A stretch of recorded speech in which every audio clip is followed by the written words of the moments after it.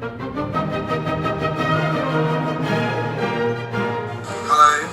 my name is Chris Semmens. I've been a mental health professional for over 30 years and a psychotherapist in private practice for the past 20 years. I've been using a variety of techniques and had quite a lot of success with assisting the people that come to see me for help with disturbed emotions of varying kinds, particularly anxiety, traumatic stress, chronic pain, and other sorts of things.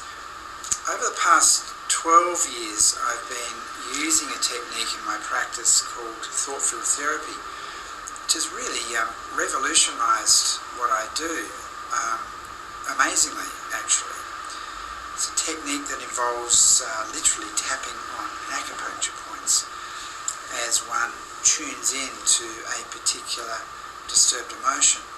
I've been focusing really with whatever somebody comes in to see me about, looking at underlying issues, unresolved life issues that I see as very often, not always, but very often foundational to whatever the presenting problem may be. Anxiety, depression, ongoing pain that won't resolve in what might be expected to be a normal time frame, and addictions even, relationship difficulties. I look for these. I see myself as somewhat of a Columbo, a Peter Falk detective, looking for unresolved underlying issues.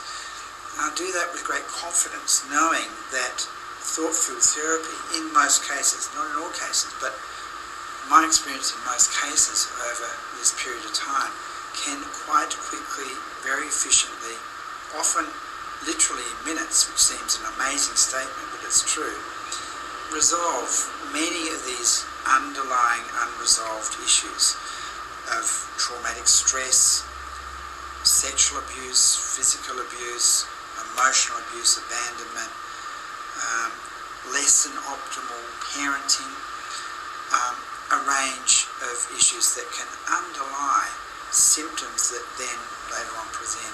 So in being able to resolve many of these underlying issues, it makes the then approaching and addressing the symptoms very much easier and, again, more efficient and effective. I guess the primary driving force for me in terms of arriving at thought-filled therapy, discovering it, is a search for things that can assist me to be more efficient and more effective in what I do. That's my primary drive. I've always been driven by that. It led me in the 70s to Albert Ellis, and Albert Ellis has been a great mentor of mine over many, many years, and Al's great contribution to psychology was to enhance efficiency and effectiveness. Al always talked about having a gene for efficiency, and his therapy I found to be very efficient. Roger Callahan, actually, who developed thought-filled therapy, was one of Albert Ellis's closest associates in the late 50s and early 60s. But Callahan believed it was possible to do things even more efficiently than that. Callahan believed there had to be something like a penicillin for the emotions. He saw that, you break your leg and you get it set and it heals in 6 weeks or so. You cut your finger, heals in a week. He believed there had to be some sort of mechanism that could facilitate the healing of disturbed emotions. And he set out in the late 70s searching for what might be clues that might lead him to such a thing. He discovered kinesiology, which is muscle testing, and was very intrigued by the acupuncture meridian system that the Chinese worked out about 5,000 years ago. And he pursued this and made some dramatic early discoveries which led to thoughtful therapy. It's an incredibly wonderful technique, a revolution really in psychotherapy, and I have had a great deal of success and satisfaction in using this technique with my clients.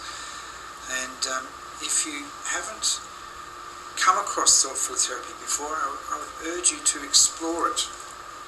Try it out. Don't listen to the critics who would lambaste thought field therapy very often without actually trying it out to see what actually happens if it's given a go.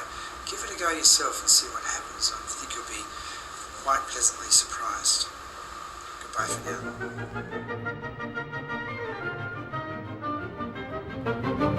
now.